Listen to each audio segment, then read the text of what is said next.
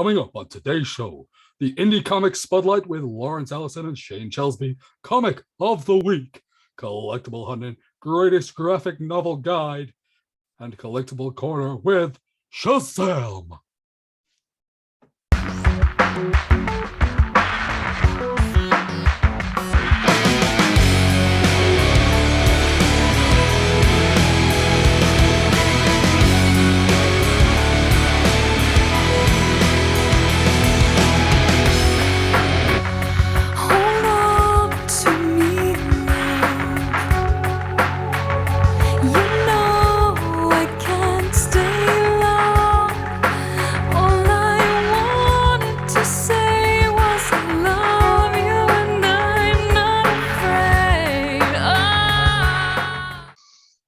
Hello everybody and welcome to episode 4 of the Team Venom Comics show. I'm your co-host Rory Bailey, joined of course by Big Daddy Purge, Captain Seaman, the favourite of Team Venom, Connor Franks. Connor, how's it going, man? It is wonderful. Thank you for a glorious introduction of today's show. It is. Although if anything, the people saw me first. Oh, hello.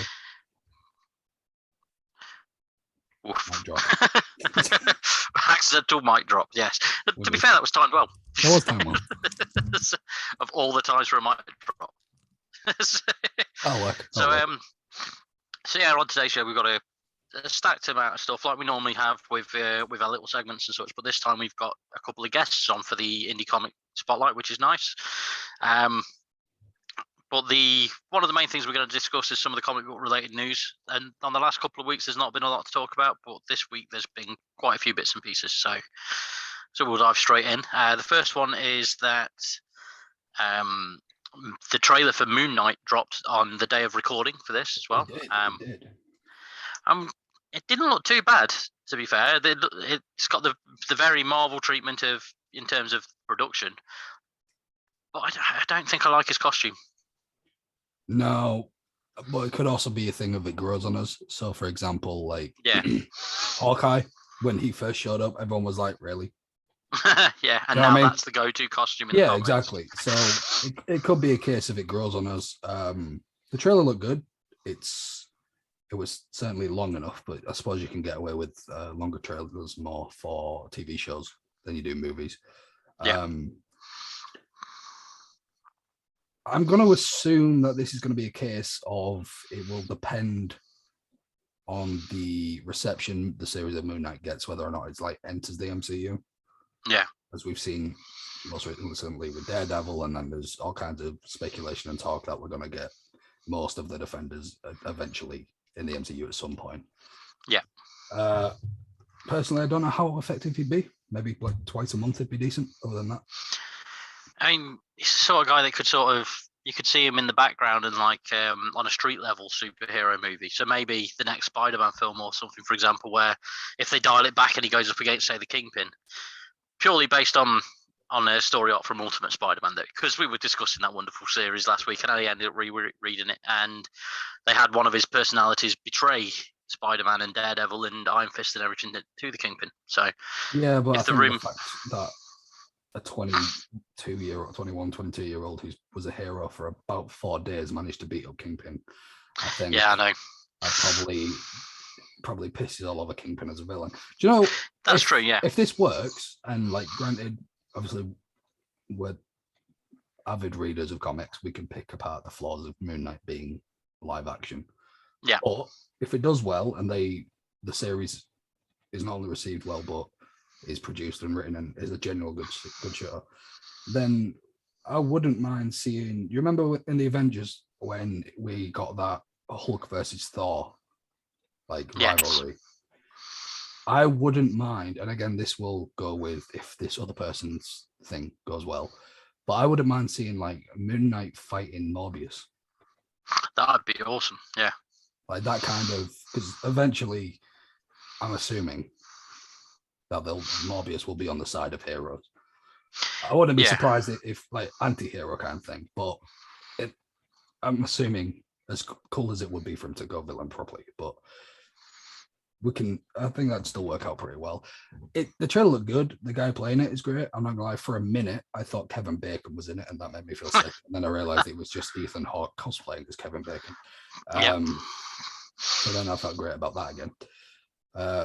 Did think we were in 2001 with Ethan Hawke being in a major show, but it does look good. Yeah. To be fair, yeah, no, I thought it looked good. I'm interested to see how they go with the whole split personalities thing. So I know all the synopsis for the series lists at least 2 of them, but in the comics they went all out, as I'm sure you're aware. I mean, a lot of the comic book runs, when it's been his own stuff, especially in the last couple of decades, they lent very heavily into his split personalities and how many different personas he'd had on there. Sort of like the movie Split. Yeah. So like one minute he could be Mark Spector, the mercenary for hire. The next he could be a guy called Alan. Next he's wearing a dress. You know what I mean? There's all sorts of stuff that he can get up to on there. Yeah. And it's like a really complex character for that reason. And I'm genuinely quite intrigued to see how they play this out. Yeah, I am. I think there's more with Moon Knight than anyone. There's a lot more room for error. Yeah. Like the people who are writing the show need to have done a very, very large amount of research into the different stories and different versions that we've had of Moon Knight, because Moon Knight isn't like Spider-Man in the sense that in the million of different versions of Spider-Man we've had, they've all had the core same either origins or the core same beliefs. Yeah. It's very much like, although they fight different people, they're friends with different people, the character itself, no matter the Spider-Man or the matter the people, at its core it's the same person. Yeah. Whereas the Moon Knight, a lot of the issues come from how they're going to portray each identity and how many identities are going to come forward, and which out of any of the ones that do, which are going to be properly presented. So you say, like, we can have the mercenary for hire like character, and then you've got in the trailer like scared, can't sleep bitch boy character. If they start introducing more than that, as much as that would stick to the Moon Knight like spiel, I don't know how well it's going to be able to be represented. If they stick to mercenary scared bloke but keep those rules like that, that could work, because then it could come to the point of somehow in Moon Knight he gets captured by said evil people, and then you've got the scared guy getting tortured, sort of thing. But if they get it to where there's an understanding between the two, then you've just got a shitter version of Venom.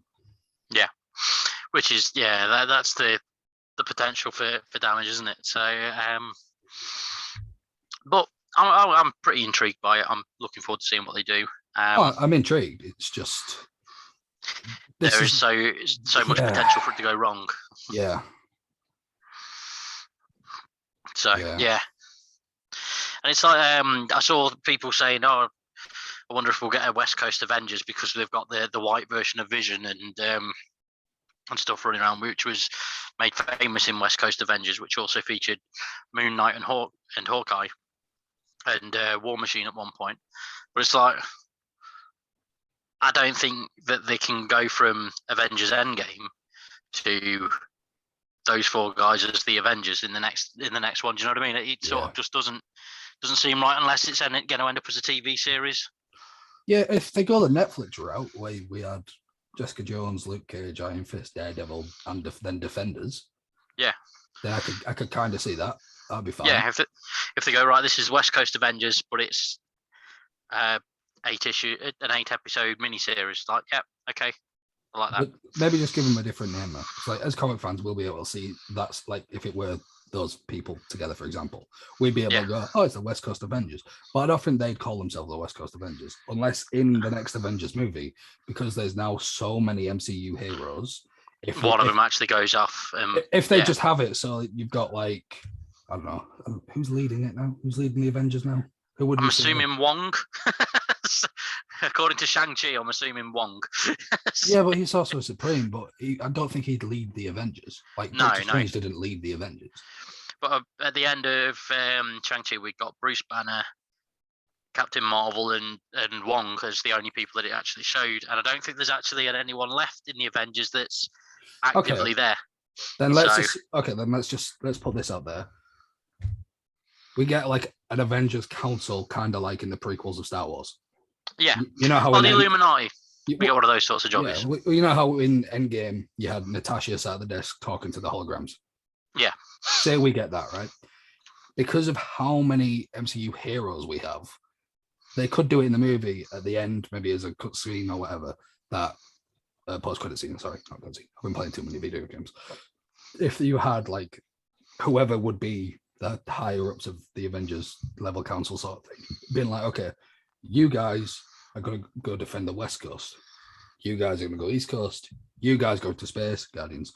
You guys go this. Like they could do that because then that would lead to like, okay, so if we have something a bit bigger than a street level threat in this area, those guys can take care of it. West Coast Avengers series. But then you've got it so that when something major happens, and one of them, like not everyone turns up, you don't have the Justice League argument. Yeah. Of why is Superman fighting this guy who's almost like seconds away from blowing up the world, and the Flash is nowhere to be seen. Yeah. Same, and at least it stops that argument. Plus, then we could get the different variants of the Avengers teams or Avengers spin-offs that we've gotten in comics, but it would make more sense. And then when it comes to an actual Avengers movie, it would explain why they're all back together. Yeah, to be fair, no, I like the sound of that. That sounds a lot better than what I was suggesting. So, next spot of news is one that you. I'm talking a lot this episode. I'm sorry. That's all right. But yeah, the next spot of news is one that you brought to me. Should we go on to it now, or should we go to our first cutaway segment? We could probably go to it now, because if this is the rumor that I've seen circling on the internet, it doesn't deserve that much attention. Yeah. Because it's like in wrestling, if Dave Meltzer says something, you just go, oh, he said this, let's move on. So we'll just throw that out there. And okay. Yeah, so the thing that you brought to my attention earlier was that apparently the sequel to The Batman by Matt Reeves is going to feature Adrian Brody as Black Mask. And personally, I don't know how I feel about that, because I didn't like the film Birds of Prey, but I liked Ewan McGregor's Black Mask, and now I thought he did a really good job of the character. And visually, you can't actually beat the look that Ewan McGregor had, because it was spot on out of the comics. The thing about Black Mask is, unless you go for it's a black skull, isn't it? Unless you go for a really obscure original look, or like a one-off obscure comic look, he's gonna look basically the same. Yeah. I think the thing about the Batman and the Batman series would get, based on like the critics who've seen it already and the very brief things they've been allowed to say about it. Yeah. It's very much a very realistic detective movie, except he's dressed as Batman.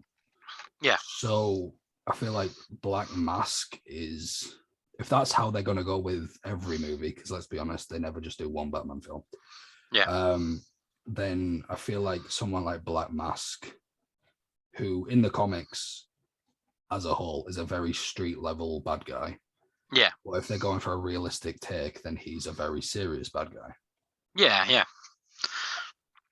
And Adrian Brody is great, to be fair. Adrian Brody's phenomenal. But when we were talking earlier, it's like I didn't know how to feel about it, because I really like Adrian Brody. But I mean, do you know who I think Adrian Brody would actually make a good character? I reckon he's got the right sort of face shape for the Riddler. Not the Riddler. Fucking what am I about? For the Joker. If you put him if you went for like the 80s sort of look of the Joker, he's got the right chiseled chin. Do you know what I mean? He'd be able to suit it, like put him in makeup, but I don't think he'd be able to act it. No, he's got a very. I haven't seen him do that sort of acting. He's got a very He's just very nasally for what he'd have to be. Obviously, it's not no fault of his own, but yeah, I just don't think. I mean, I could be wrong, but let's be honest. I've spent very limited time with Adrian Brody. But the time we spent together was magical. But he wouldn't do his Joker impression for you. Laugh like the Joker, bitch. No. Yeah. So, I mean, if it's true and we get him, I would assume it would do a very good job. I think it's just because we've got a very recent, fresh AAA title with him, with Black Mask in it. Yeah. That it's Black Mask. Yeah. That's I think that's the thing for me, because especially with Birds of Prey, I'll be honest, full disclosure to everyone watching, I had no interest in that film, and terrible film. I watched it last year because lockdown. Awful. And I watched it and I was like, it was just something to watch, sort of thing. And every scene in that film of Harley being Harley is great. Yeah, and then every Black other Mask scene is great. Yeah, Black Mask is great individually, but the whole film is just it was weird. Yeah, I didn't like any of the other Birds of Prey. I think that was the problem. It just felt like a very, very bad like copy and paste of Suicide Squad, and that was the issue.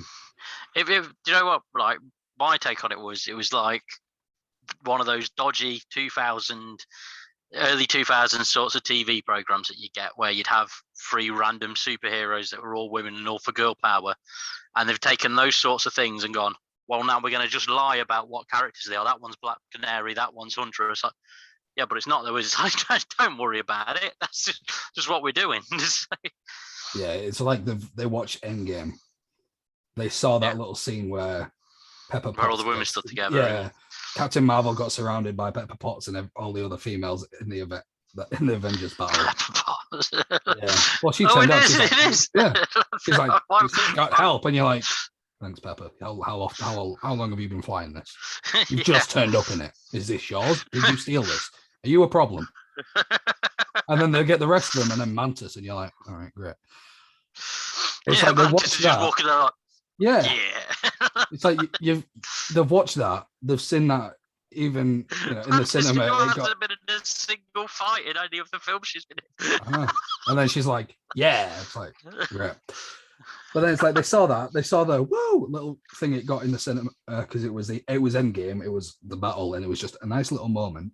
And there was like, we want that as a movie, but we want to spend about 50 million less. Yeah. I was like, oh, okay, so this is Huntress, this is her powers, and this is what she looks like. She can wear black. Next, Black Canary. This is a Black Canary. She wears black. What powers does she have? Don't matter. And it's very much, they just made it shit. Yeah, and if they'd have just called it Harley Quinn movie, and those characters existed as their own fresh characters, probably would have been better. Yeah. I think it's the fact that I'm like, but that's not Helena Wayne or Helena Bartoloni, depending on what version of Huntress they're going with. Like, that's blatantly not Diana.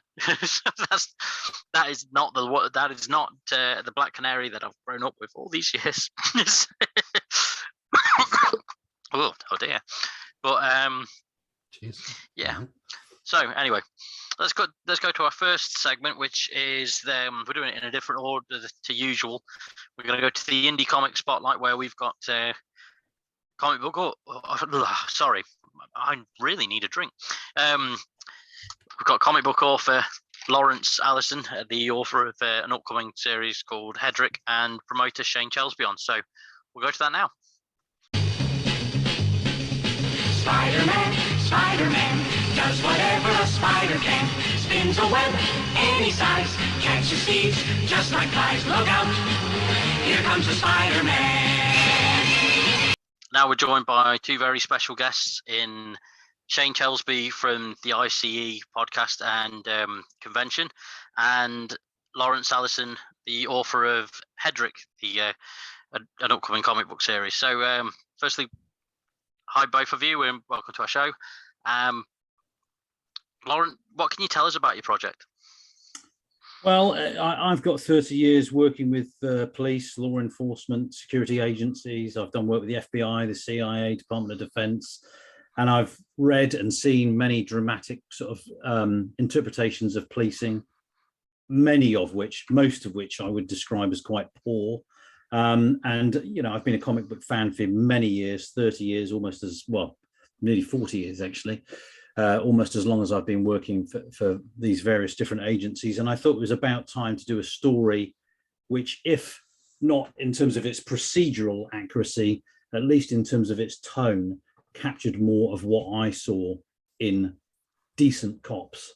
I work in the interrogation world and have done for many years. I've never, ever seen an appropriate dramatic reinterpretation of an interrogation.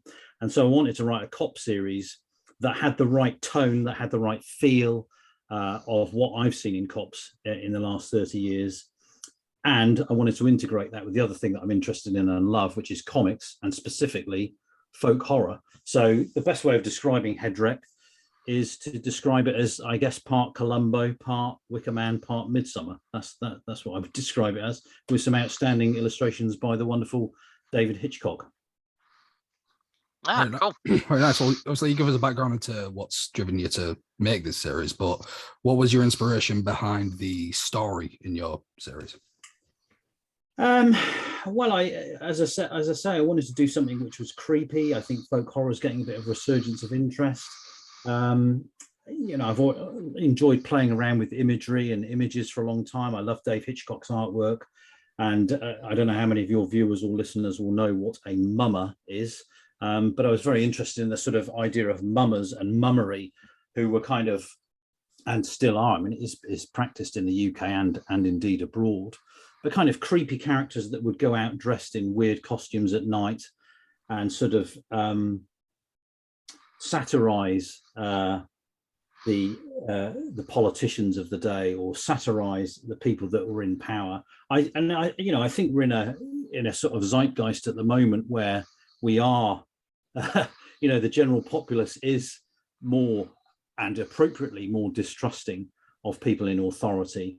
And the mummers were always sort of directed at sort of poking fun at the rich and the famous and celebrities and people in power. So I wanted to do something which was, had some moral ambivalence to it, that some of our bad guys in it, who are the mummers, maybe do have a bit of a reason for doing what they're doing. Might not be the best way of doing it. So I wanted to juxtapose this character Hedreck, who's a police officer trying to do the right thing procedurally and in terms of justice, with this group of individuals that were mocking people in authority and doing it in a slightly dangerous way. And that juxtaposition or moral ambiguity, I thought, was an interesting basis for a story about criminal justice, about how we treat offenders, about how offenders become offenders, and then synthesize it all in this very creepy, nightmarish, slightly ancient, ritualistic folk horror genre. That was the idea. I mean, I've actually written 4 of these. The thing that we're producing very shortly is a 28-pager, which is a complete story in and of itself. But if it does well, I have another 3 stories that lend itself to a much more detailed and sinister backstory. Okay, well, when we introduced this segment, I introduced Shane, and he's just messaged that he's unfortunately lost connection with our video chat. What can you tell us about Shane's involvement with your project? Well, so, I've not got any experience in the sort of world of publication before, or Kickstarters or any of that stuff. I know that Shane's been sort of walking in that world for some time now, and it'll be him that's sort of taking editorial responsibilities and hopefully promoting it and knowing where to push it, really. I mean, as I say, I've been interested in comics for many years. I mean, going all the way back to the early UCACs when I was 15 or 16. I mean, I can tell stories of meeting people like Alan Moore down the pub, or picking up Glenn Fabry off the floor when I was a teenager. These were all fantastic memories for me. And I sort of lost contact with comics for a while when I went to university and started becoming a sort of scientist and psychologist. But it's always a passion and love that I've had. And Shane's helping me and Dave realize that in, Kickstarter form and in publishing through his publication route. Nice. You've got, obviously you've had experience in all kinds of law enforcement backgrounds, different companies and agencies, and etc. So you can put in your words, more accurate representation into what you're publishing. Mm-hmm. What would you say would be the most surprising thing for a reader to see in your thing that, if they watch or read anything else to do with police force that's just sort of like it happens like that? Yeah, well, it's a great question. I mean, one of the things that I do a lot of research on is what makes for an effective interrogation of a detainee or a suspect. And like I say, in every dramatic interaction that I've seen, whether it's 24 or Batman or any of these things, it's basically beating the shit out of the suspect that they seem to think is what works. And I can tell you from experience for the last 30 years of looking at what works in interrogations, it's not coercion, it's not persuasion, it's not threat. It's not being a hard ass. It's showing compassion. It's showing understanding. It's showing interest, and it's showing that you are not judging the person that you've got sat in front of you, but you actually genuinely want to understand what the hell is going on. So my character Hedreck, you won't see him basically doing what I think is a cowardly act, which is when you've got someone under your control, beating the crap out of them and threatening them. He's actually interested in how this person has come to do this action, however morally abhorrent or weird or strange that it is. That's not to say that he won't do heroic and action-oriented things, but he's got a much more nuanced view of the world and has an understanding of why people commit crime or an interest in it. So it's I mean, maybe this doesn't sound terribly fascinating dramatically, but he's non-judgmental, he's compassionate, he's caring, he's understanding, and his backstory is troubled and difficult. I mean, I always think it's worth, if you've got a decent hero, you have to put them through the grinder in a big way. You have to kind of psychologically beat the crap out of them throughout the story. And Hedrick gets a good beasting from the villains in the story, and indeed his own backstory. So, I think you'll see a fish out of water character. It's sort of set in a Cornish fishing village as well. He doesn't really fit in there. He doesn't really fit in with the police. He's a totally unconventional, unorthodox thinker, but a compassionate man that cares. No, fair enough. You mentioned that you've got 4 already planned. I'm assuming that this is your first comic from how you've been speaking about it. Beyond those 4 issues, if it does well, are you planning on having this as like a regular ongoing thing, or have you got your complete story set amongst those? Well, I mean, I've tried to be very disciplined with the way in which I write. So each episode is 6 pages, and I try to tell a complete arc within the 6 pages, but it's connected to the next story. And each piece that we will produce will be 4 episodes long. So I've tried to be very, very disciplined with that. So it is a standalone story. Hedrick issue 1 will tell a full and complete story. If it does well, there's another 3 stories that will complete the arc. Which will get bigger and broader and more threatening and more strange and sinister and weird. That said, the sort of characters that I have in it, the 2 lead characters, Hedrick and his support officer, O'Keefe, could well be an ongoing series where they're exploring seemingly supernatural, weird, sort of folk horror type things. So there's plenty of other characters and side stories that could be written if it were successful. So, and I hope it is. It'd be great to see more of Dave Hitchcock's art, just because it's so wonderful. And as I say, the story I think is a strong story with strong characters and a decent arc in it. So let's hope it does. Is it going to be? Sorry to interrupt you there, Connor. You better be. Just had a notification where Shane's rejoined us, so let's just see if that works for him. But yeah, carry on with your question. Sorry, Connor. How dare you? Sorry, how dare Shane? How dare anyone interrupt me? Rude. No, so you mentioned then with your you've got a few issues planned already without maybe getting too far ahead of yourself when it comes to how many you're going to do or how many will be published, etc. Is the story a ongoing one, or is it sort of like each comic is its own? Yeah, each comic will have its, like I say, I think to my mind, a lot of comics recently have got very undisciplined in their storytelling. But the basic premise is you've got to have a start, you've got to have a middle, and you've got to have a finish. And as a reader, I want to pick up something which has a start, a middle, and an end. So each issue has I think a satisfying conclusion at the end. That said, each of the 4 issues will build. So the issues and the complexity will get broader. The universe will get bigger. Hedrick might be investigating more international cases.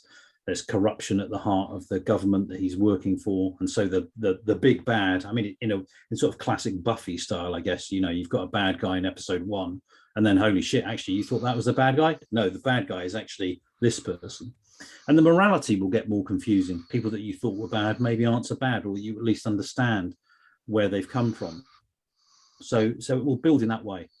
But the 4-issue arc will have a complete sort of beginning, middle, and end as well. And I'm going to really put our hero through the grinder in a big way by the end of issue 4.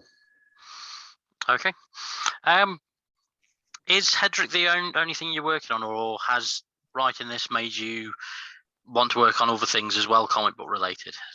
Well, the first point of contact that I had, I think, with Shane, and actually working directly with Dave Hitchcock, was I wrote a reimagining of the Labours of Hercules, or Heracles, which is a short novella which was illustrated by Dave.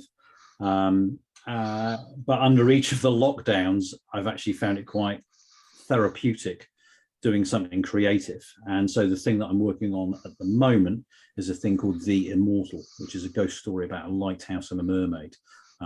But I'm doing all the work on that at the moment, so I'll be illustrating and writing there as well. So I just think if you're doing there, what's that? Go on, Shane. Come on. An exclusive, yeah.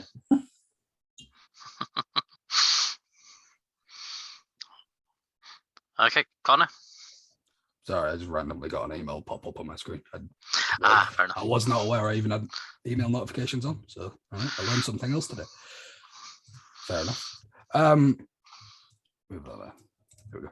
Is there any place yet or already put in place where people will be able to pick up your work? Shane, do you want to take that? No, he's frozen. For the benefit of the viewers, we had a few minutes before starting Probably this within where the next few he weeks. kept freezing. Oh, there he is. Can't even get a full sentence out. You got that one out. So Yeah, I know. All right, I'll say it really quickly. We're going to be launching a Kickstarter very soon, probably in just a few weeks, for Hedrick, and you'll be able to pledge there. And once the Kickstarter is over, you will also be able. Oh dear. Laurence, I don't suppose you know what Shane would have said to finish that out. Well, I think he's producing it under Scar Comics. So, I mean, I'm guessing in the show notes, you'll be able to put a link to that. But yeah, certainly starting off with the Kickstarter in the next couple of weeks. Shane, where else will it be? But say it very quickly. It'll be available in various comic shops, hopefully Forbidden Planet, and as well as directly from Scratch Comics. Okay. There you go. He said enough of the words so that I can complete it. Scratch comic outlets, including Forbidden Planet, Kickstarter, 2 weeks. There you go. Okie dokie. Well, we'll wrap this little segment up. It's been a pleasure talking to you, Laurence, and thanks for calling by, Shane. Hopefully next time we'll be able to get you on properly. Thanks, guys. Take care. Yeah. Thank you both very much. Cheers. Did you know he was a co-op? I didn't know he was a co-op. Did you know he was a co-op? You brought a co-op in here? Did you know he was a co-op? What are you doing bringing a cop in here? You brought a co-op in here. I didn't know I brought a cop What are you doing? I can't keep my shit together. So that was Laurence Alison. That was Laurence. It was a fucking co-op. Can't believe you brought in a cop. You brought in a co-op. I'm trying to deflect. But yeah, so that was Laurence and Shane chatting about Hedrick. Was a co-op. Guap. Guap. There was one point in that interview where I genuinely, because it paused a little bit when it was recording, when he was saying about the interrogations, saying, "Oh yeah, I've seen other things where people just beat the shit out of people for interrogations." And, I wanted to show that it's... And then there was a little pause. I thought he was going to... I was half expecting him to go, totally true. Yeah. That would have been amazing. But he was a great guest, as you'll have just seen. Very knowledgeable. I'm looking forward to reading Hedrick when it comes out. So, yeah. Anyway, on to our next spot of comic book news. It's... We've discussed on every episode so far. We've been chatting about Spider-Man because why not? And one of the things that we talked about last week was Ultimate Spider-Man, how great that was. The week before we were on about video games and Spider-Man games on that, and the first one we were on about the No Way Home movie because of how great that was. So this comic book news is twofold basically. I've said to you in private conversations before about how the JMS run on Spider-Man is one of my favourites, and that John Romita Jr.'s art is art that I don't seem to like on anything other than Spider-Man for some reason. Like I don't always get on with it.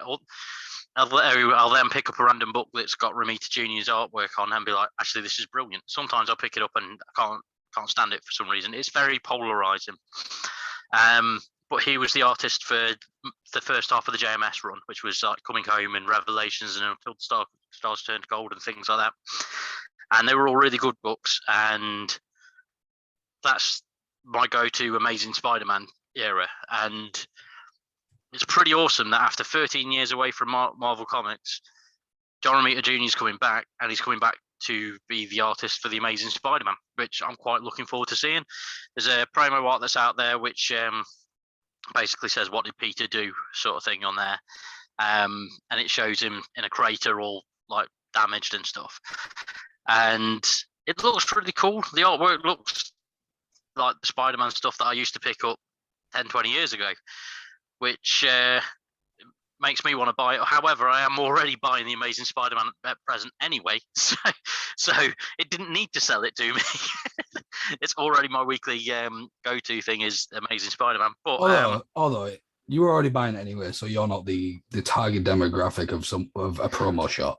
But if would you say if it's someone who enjoys Spider-Man comics but hasn't picked them up religiously like you do, would that teaser make you go, oh, okay, I need to grab this?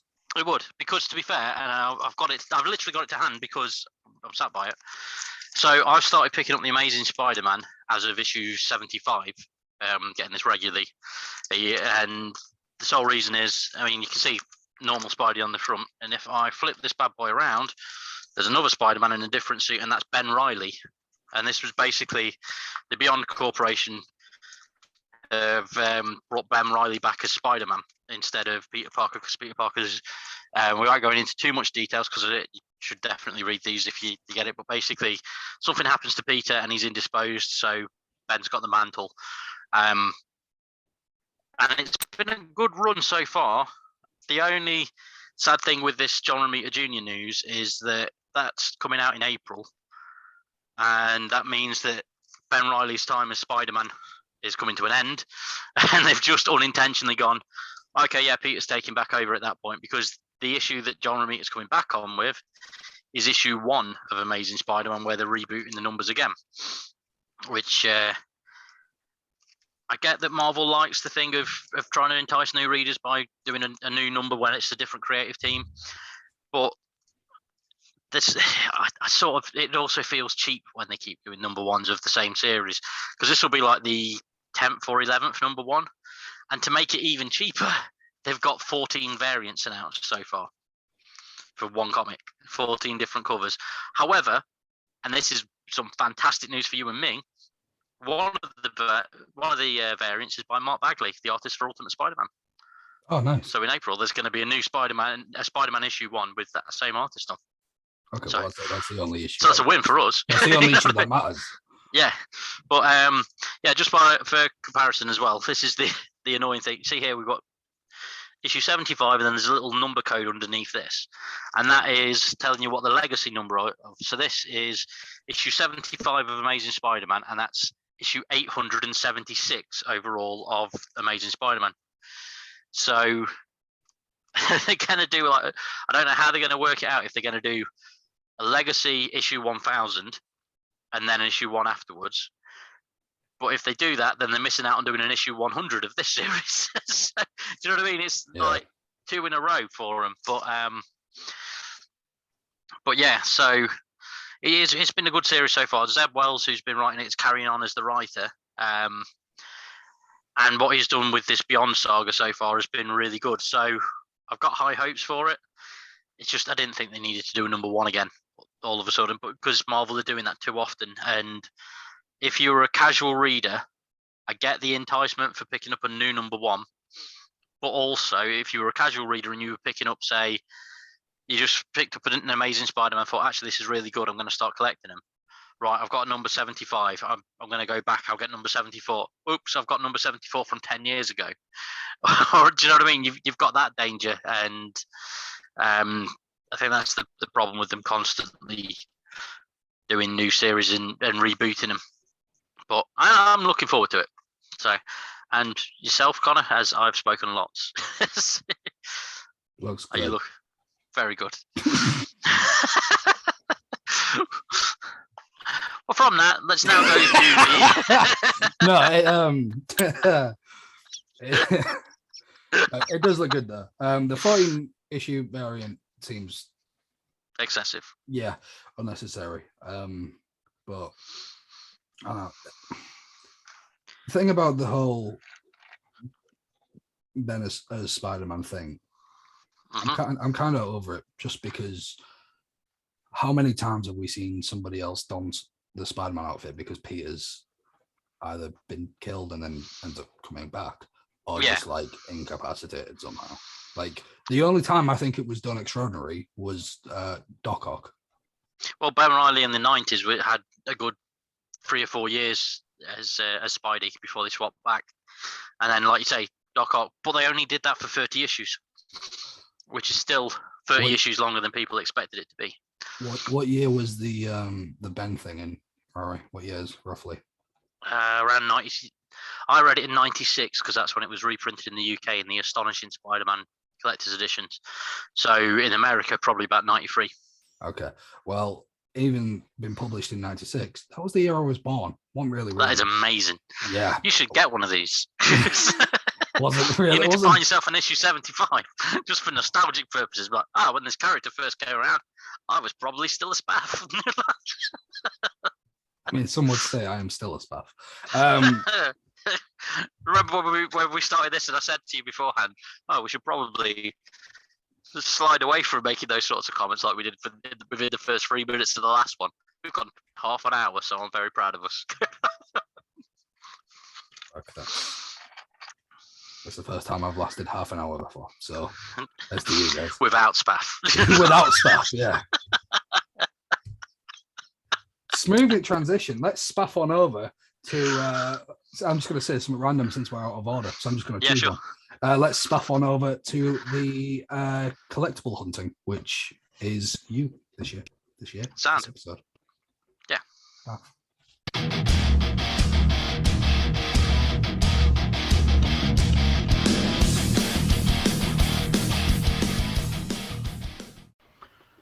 Hi folks, Rory here, and welcome to this week's edition of Collectible Hunting. I've had a ridiculously awesome haul, which is why I felt the need to do this. But we had other plans on account of the fact that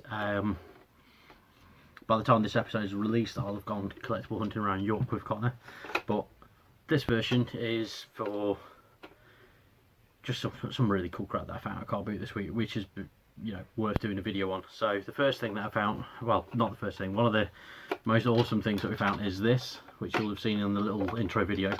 This is Tor, which is from the Power Rangers season 2 when they had the Thunderzords, which is what that thing behind me is, the Thunder Megazord, and this goes with it.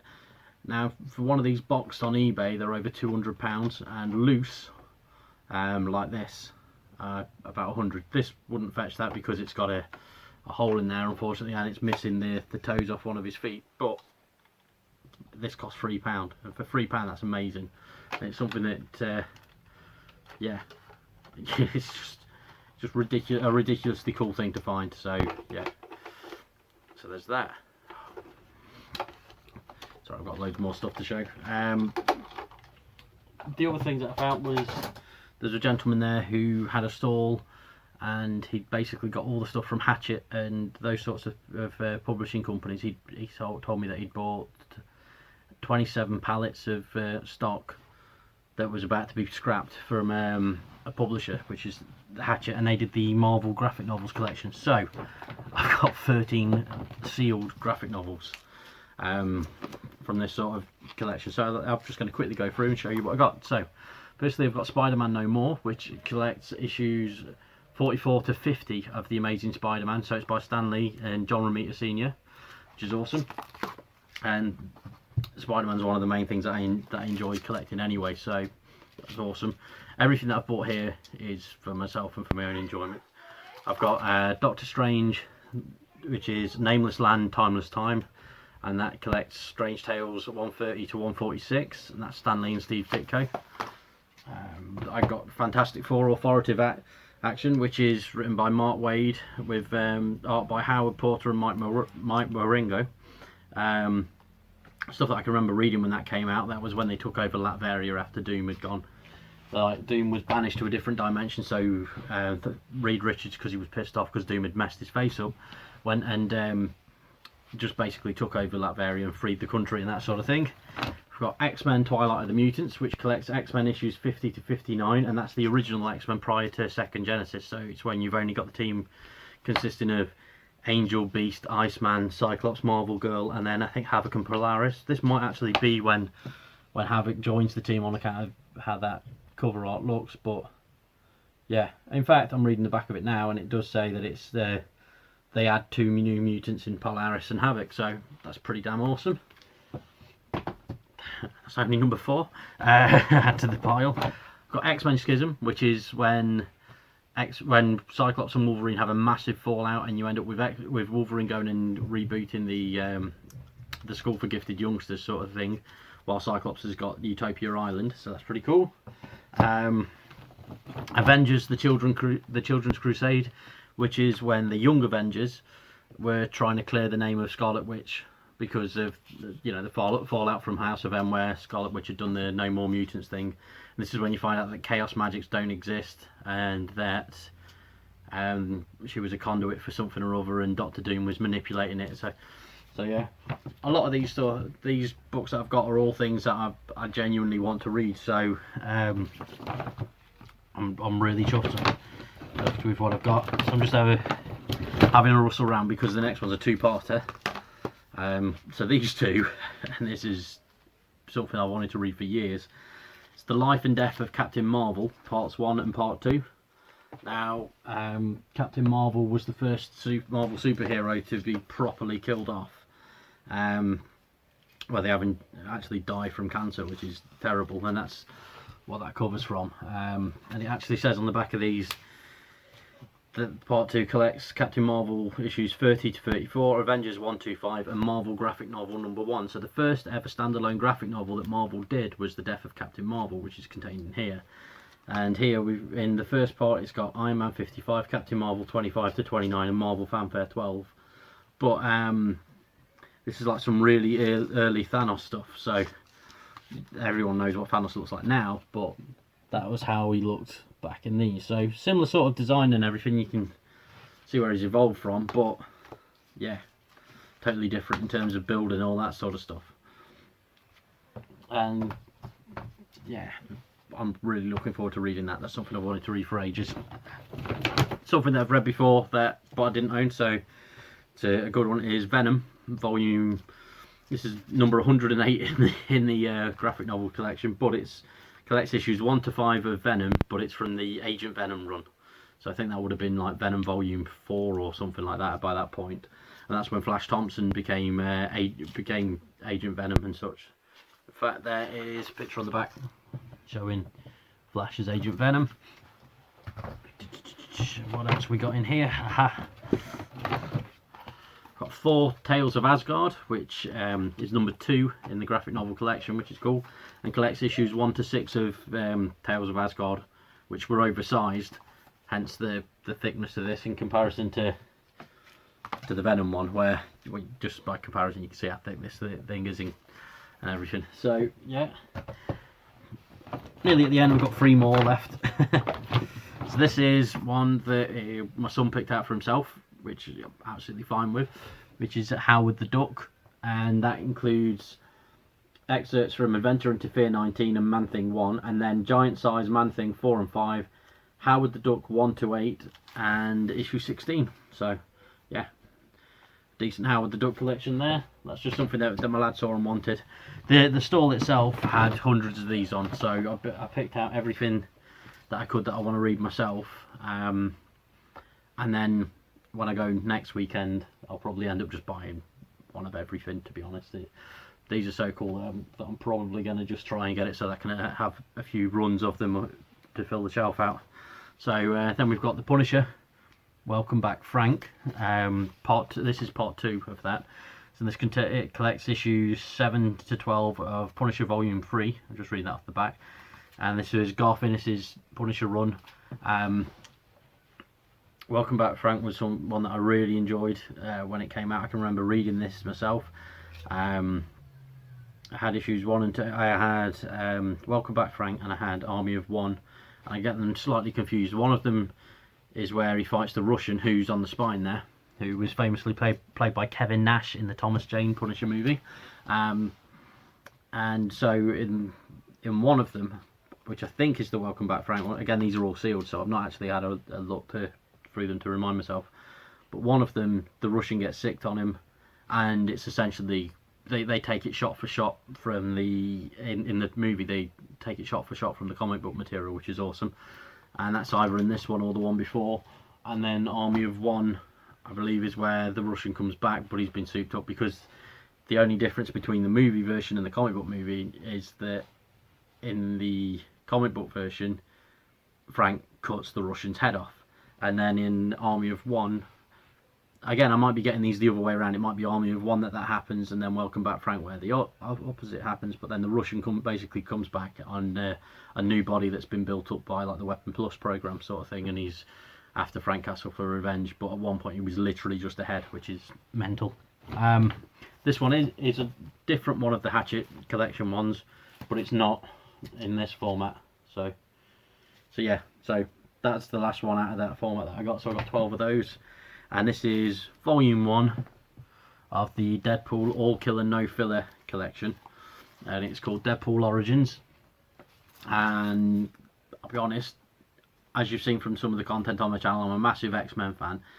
This is probably the one that I'm looking forward to reading the most because of what it collects. And it collects New Mutants 98, which is his first appearance, X-Force number 2, X-Force 11, X-Force 15, Nomad issue 4, Avengers 366, and then materials from X-Force 4 to 5, 10, 14, 19 and 24. So it has like a little mishmash of his appearance in there as well.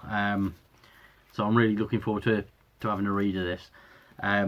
Now, these are all, in fact, I will bring this in so you can see. The UK price on these is £9.99 as a standard. You go on eBay and try and find them, that's the price that they are on eBay as well, because if they're sealed and they're new, that's the price they're selling for, and £9.99 for a graphic novel is a decent price anyway. These, however, were £2 each for me, or free for a £5, so that's why I got as many of them as I did. So in total I spent about 25 quid at the car boot today, and I've got 13 ridiculously cool graphic novels that I'm looking forward to reading myself, and this awesome thing from Power Rangers, which, other than the hole in the top of the shell and then the stuff that's missing, it's actually in really good nick, apart from, you know, obviously there's a hole there and the toe's missing. But if I wasn't pointing that out to you and you saw that on the shelf, you wouldn't notice. So yeah, cool stuff. And now we'll just go back to myself and Connor and the regular episode. So thanks for watching me talk about the cool shit that I found at the car boot. Yeah, so that was the collectible hunting segment there. I'm assuming you enjoyed that massive haul of so Marvel much graphic so novels that you haven't watched yet. Spaffed everywhere. I mean, to be fair, I very nearly did when I found that table that was covered in them, to be fair. I was pretty annoyed with you when you sent me a video, but I was more annoyed in the video. You were explaining to the guy who's selling them, you was like, I'm just taking a video to my mate because it's going to piss him off. Yeah, I know. I thought that was even better.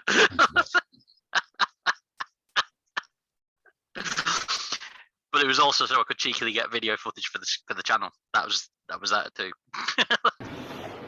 So I'm just going to upset one of my friends by showing him all the stuff because he's missed out this week. Swings and roundabouts. I'm pretty sure that's exactly what I said in Travelling Man. When I recorded. It works though. It works. Yeah, it was. And it's true. So, Yeah. But I got some great stuff. Got X-Men Schism, which I've been wanting in some way, shape, or form. Spider-Man No More, which is the Stan Lee stuff from like issue 50 of Amazing Spider-Man, and some other stuff. But most importantly, the guy's got 16 more crates of this sort of stuff to unbox that he's planning on taking there next Sunday. So next Sunday, I'm going to be going as my first car boot post payday, just going to fucking town on his stuff. Okay, well, if he has things that are good that you don't want, please pick them up for me, because I don't have any good car boots around me. Also, I don't. The annoying thing is the series that he's got. I was looking online at the numbers and the issues that came out, thinking, right, I've got stuff from issue 40 of this collection onwards.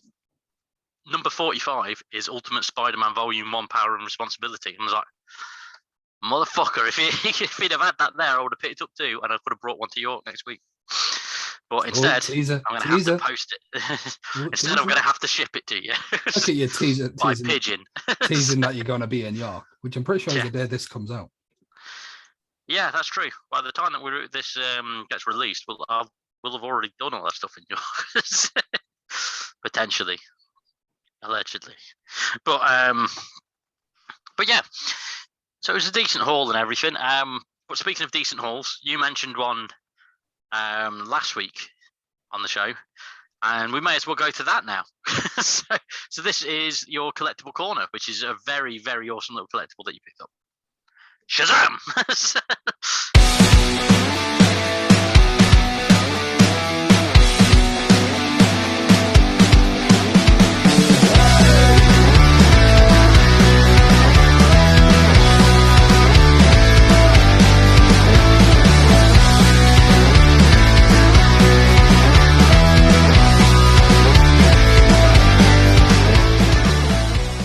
This Shazam figure is the definition of value for money, coming in under £10. The materials and the weight and everything on this figure is just top notch. It comes with a Wrath, which is a squidgy material. I thought it'd be plastic, but it's squidgy. Personally, I'd like it to be a bit to maybe match the height of Shazam or be a little bit bigger, but that would probably take the retail price up. However, this figure alone is amazing. It's very well painted, it's very well crafted. The cape is not hard plastic, which is good. Quite frankly, it's a bargain, and you guys should definitely look it up. Okay, so that was Shazam there, which was very good, and I'm very impressed with how you managed to get that packaging open without actually damaging it. Kudos to you. Have you got it back in the case now? Yeah. Look at that. Perfect. That is beautiful. But that ties in very, very nicely with the bit of news that I wanted to talk about. Well, I'd say news, it's mainly rumours, but there have been lots of reports since the movie was announced that Doctor Strange in the Multiverse of Madness was going to feature different versions of heroes and some legacy actors. Obviously, Zachary Levi, who played Shazam, first had a go as Fandral in The Warriors 3 in the first Thor movie, and then got recast for The Dark World and such, but he's a legacy actor and everything, so it ties in nicely with the theme of this news. And nicely, the latest person it ties in lazily, right? Ties in lazily with it. But anyway, because he could potentially turn up if they wanted to go down that route. I doubt it, because of everyone logical reason they've for that. got to choose. Yeah, we'll go with him. Yeah, I know. So get Shazam in here and we'll put him in his Green Arrow beard. And, but yeah, so the news that's the big rumor that's come out this week is where a friend of Ben Affleck's has basically leaked to the media that Marvel approached Ben Affleck to be Daredevil in Doctor Strange Multiverse of Madness. There's no confirmation as to whether or not he said yes or no to it or whatever, but they definitely approached it. According to his friend, they definitely approached him, which is pretty cool. And so far, I think the list of people that have been rumoured, another one is Tom Cruise as Iron Man. As Iron Man. Which was that was a casting rumor in the 90s that for a project that never came into fruition. That Tom Cruise used to say he wanted to see happen. So we could see it happen purely for like one scene or whatever. But have you seen any of the rumors for this film? Yeah, I've seen Chris Evans as Human Torch. Yeah. John Krasinski as Mr. Fantastic. Yeah. I was going to mention that as well, because I've got a theory on John. Yeah, I've got a theory that's going to... That John Krasinski as Mr. Fantastic will probably not be in another multiverse. It will just turn out that is Mr. Fantastic. He is Mr. Fantastic, yeah. Yeah. Because obviously we're getting a new Fantastic Four origin movie. Yeah. So I'm assuming it could be a case of they go with the thing of each member of Fantastic Four already has their powers. Yeah. But they've been completely separate, not knowing of each other, except maybe Johnny and Thingy. I mean, the easiest route for that would be Kang started off as a Fantastic Four villain because he can manipulate time and all that sort of stuff. Maybe he's just been a dick and scattered them. Yeah. And they've become unstuck in time and everything, and then Multiverse of Madness, they just suddenly reappear. That isn't my theory. That was just something that came to me as we were talking. Just because Krasinski's linked to being Mr. Fantastic anyway, isn't he? Yeah. Like it is heavily speculated he will be Mr. Fantastic in the Fantastic Four movie. Mm-hmm. So, like, I don't think they can really, unless, no, because they wouldn't. Because Disney's whole thing with Marvel now is build up with separate movies to then have a together movie that rakes in billions. Yeah. So they wouldn't put Fantastic Four as their own thing in a separate universe. No. The only way I could see it happening, and this is just something that I think would be really cool to see, is if Krasinski, because Krasinski originally tried out to be Captain America. Yeah. The audition for the role of Steve Rogers. Since they're doing potentially Tom Cruise as Iron Man, what if the Krasinski thing's just slightly off and he's actually Captain America in the Fox universe? So you have all like the Fox heroes turn up like Wolverine, because Hugh Jackman's rumored, and Hal Berry and Ian McKellen. Yeah. So let's say they're all going to be there, and they call on the Fantastic Four and the Avengers from that universe. And the Avengers from that universe happen to be Krasinski as Captain America, Tom Cruise as Iron Man, and we get Chris Evans as the Human Torch stood next to someone else as Captain America. I think that'd be a pretty cool shot to see. And Jack Black as Spider-Man. Jack Black as Spider-Man. That has to happen. It does. They've got the perfect opportunity.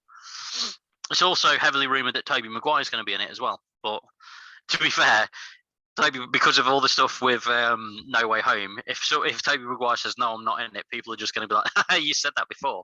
So he's now sort of he's going to be linked to every Marvel project, I reckon, going forward. Plus, like, Wesley Snipes' Blade. Love that. Plus, with Tom Maguire, all he'd really have to do is his voice. Yeah. Like, he doesn't have to take the mask off. No. That his version of the Spider-Man suit is I know it varied slightly between the three movies, but it was all distinct enough to be his. Yeah. So if you saw that, you'd know that it's him. Like the Morbius poster. Yeah, or if he just wanted like very limited actual screen time of him there for whatever reason. Like obviously it was rumored for No Way Home that he didn't he wanted to be in it but not physically, like not be in it. Yeah. So if they did that, all they'd have to do really is fly in to do like a couple of very small scenes with his mask off so that people see Tobey Maguire. The rest of it, fuck off, go off on, mate. Fucking record in a voice booth, job done. Yeah. Jump on a Zoom call to him. Yeah. But yeah, who would you like to see reprise the role? Nicolas Cage. That's rumoured. I've seen the rumours for Nicolas Cage. I want Nick Cage as Ghost Rider just because Nick Cage deserves a payday. Have you seen the shit he comes out with now? Have you seen the trailer for his Nick Cage movie about himself? Yeah. I really want to see that. The dude accepts anything that goes his way. That's literally what that movie's going to be about as well, isn't it? But like, do you know that the game thing Five Nights at Freddy's? Yeah. He's done a film that is a rip-off of Five Nights at Freddy's, where he's the night guard in I think it's like a Chuck E. Cheese kind of place, and it might be like no, it's got to be a Chuck E. Cheese kind of place because they're like animatronics that come to life. Yeah. So like he accepts everything. Just give him a little payday. Just here, as $1 million. Yeah. Well, Electra. Electra. Just talks at Ben Affleck. Yeah. Well, with that, let's go. Halle Berry, but not as Storm as Catwoman. As Catwoman, yeah. Yeah. Well, they wouldn't be able to call her Catwoman because of DC, but they'd have to just call her like Meow. Feline bitch. Yeah. Pussy lady. Nicolas Cage is definitely in if that's in there. So on that, let's go to the greatest graphic novel guide.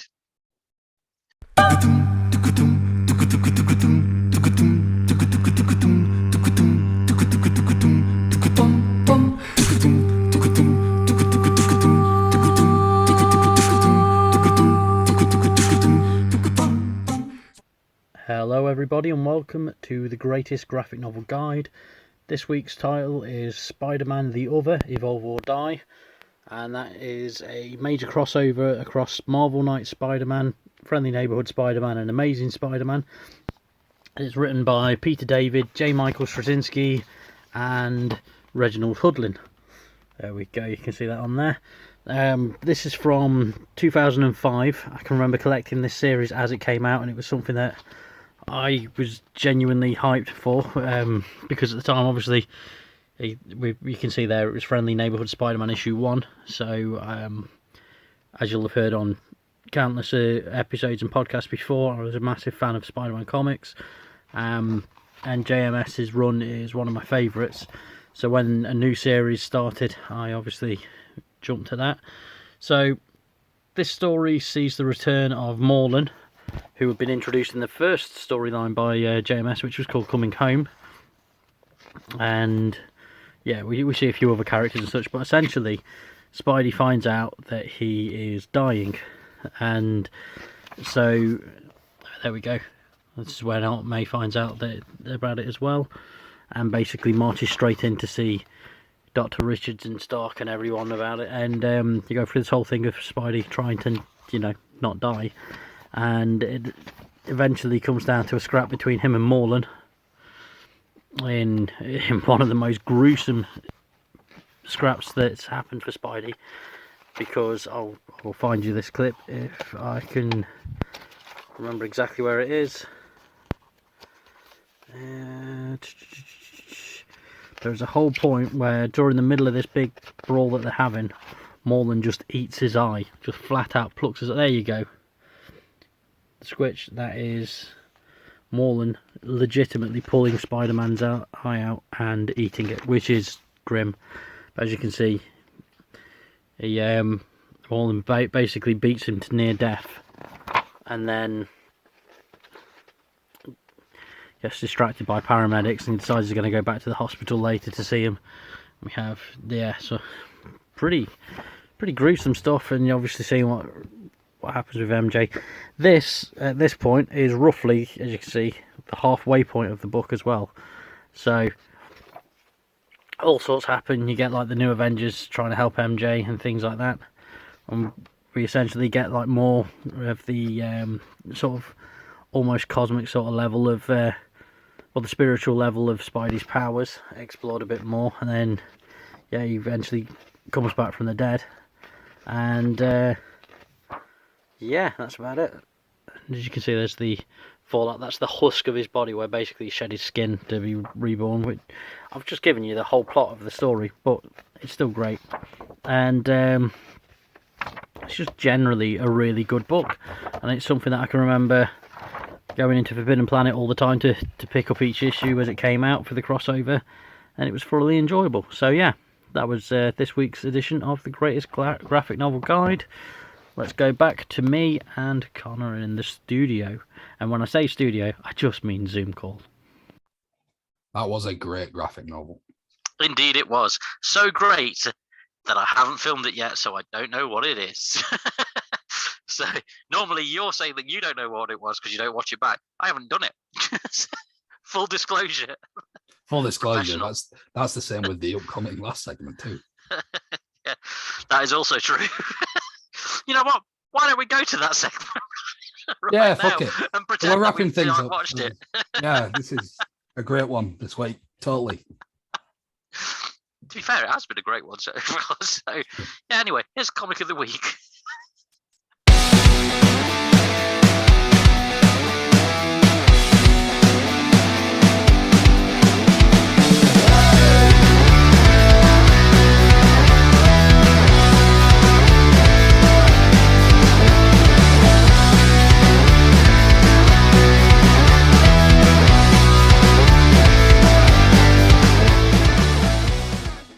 This week's Comic of the Week is Batman Detective Comics issue 1040.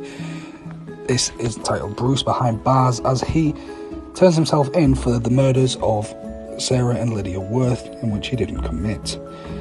However, more conspiracies arise in this issue with the likes of Penguin and his accomplices. Not to mention, this is a nice little issue with a short comic of Man-Bat inside. The artwork is as good as these detective comic artworks always are.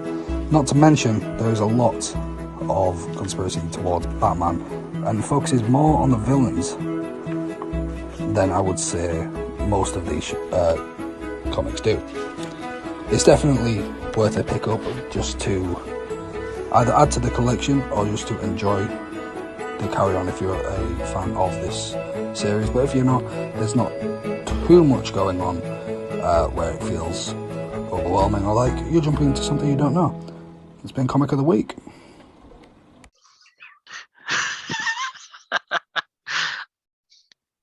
So that was indeed the Comic of the Week. I wish we could put our conversation into the episode, but we can't. I know we didn't start it off in a way that would have worked. No, I know. Well, we didn't bring it back. So, No. for the benefit of people watching at home, you've just missed out on some audible treats. Yeah, but for legal reasons, we can't say them on air. Yeah. So you're just going to have to put up with us laughing and thinking back fondly on that. And with that, I think we should just wrap this episode up. So I've been Rory. It's been fun. I've been Connor. It's been all right. Yeah.